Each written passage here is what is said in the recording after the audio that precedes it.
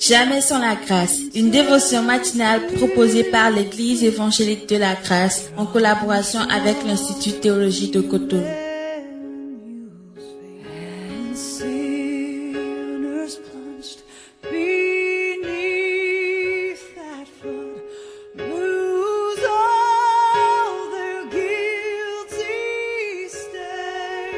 Bonjour chers amis, chers internautes, encore une nouvelle journée, une nouvelle provision. Bienvenue dans la dévotion de ce matin.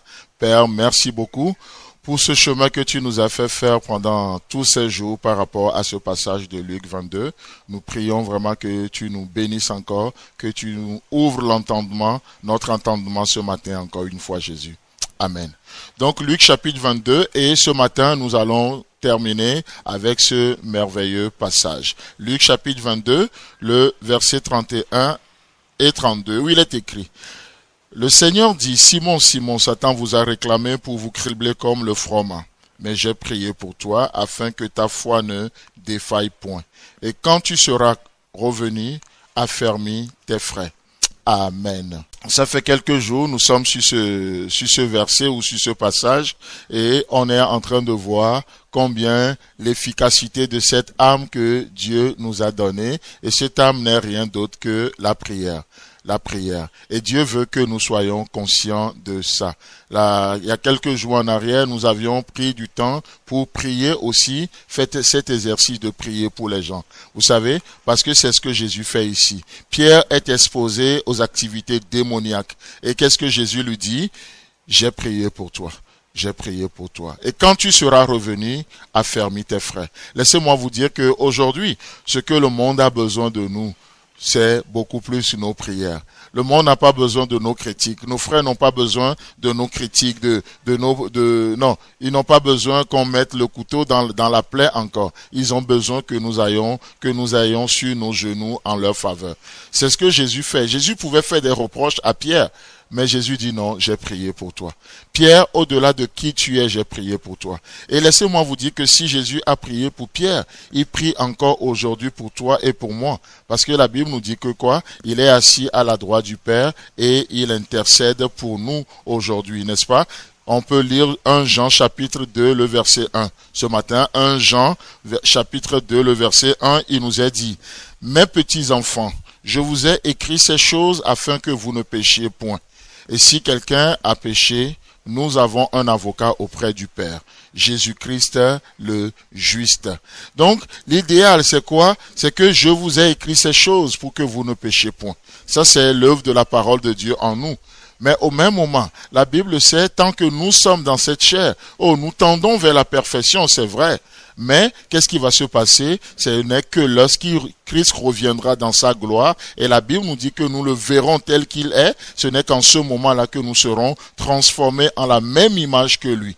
Alléluia, nous serons transformés en la même image que lui. Mais nous sommes encore dans ce corps de mort, nous traînons nos faiblesses avec nous, ce que le bien que nous voulons faire, nous n'arrivons pas toujours à le faire. Le mal que nous ne voulons pas faire, malheureusement, c'est ce que nous faisons. Et comme Paul a dit, mais qui me délivrera de ce corps de mort?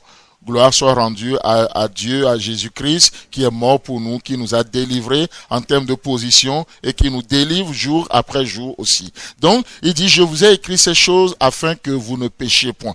D'accord? Et il continue en tenant compte de nos réalités quotidiennes, sachant que nous sommes encore dans ce corps de mort. Alors, qu'est-ce qu'il va dire? Si quelqu'un a péché. Il y a une différence entre tomber dans le péché et vivre dans le péché.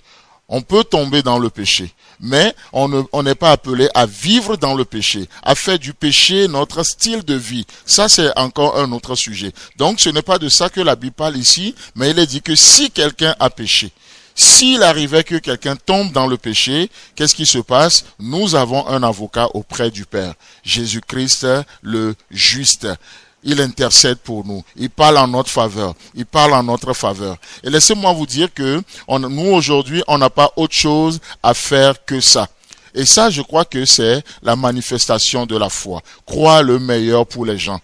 Ne pas achever les blessés du christianisme. Quelqu'un a dit que le christianisme, c'est la seule armée au monde où les blessés sont achevés. Et c'est grave.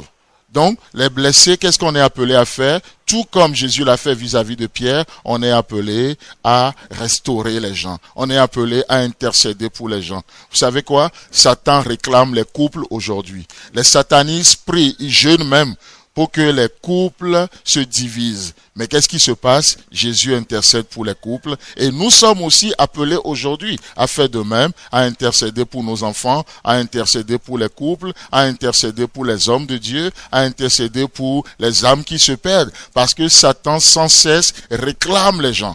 Il réclame les gens, il réclame parce qu'il veut nous cribler comme du froment. D'accord? Donc, une chose ce matin, c'est de prier pour quelqu'un. C'est d'intercéder pour quelqu'un. Pourquoi? L'accusateur de nos frères, il est là toujours pour accuser. Et nous, on est là, comme Jésus-Christ, à défendre nos frères dans la prière, à prier pour eux. Chers amis, rentrez dans cette journée avec cette pensée, sachant que Christ intercède pour vous. Alors pourquoi ne pas prendre quelques minutes pour prier aussi pour quelqu'un ce matin? Que Dieu vous bénisse. Et à demain. C'est tout le temps que nous avons. Si vous avez aimé cette dévotion, parlez-en à vos amis. Parlez-leur du message de la grâce et de ce qu'il fait dans vos vies. Pour un sujet de prière, une question ou plus d'informations, contactez-nous. Téléphone 64 88 35 87 ou 96 42 69 05 ou par WhatsApp au 94 75 80 20.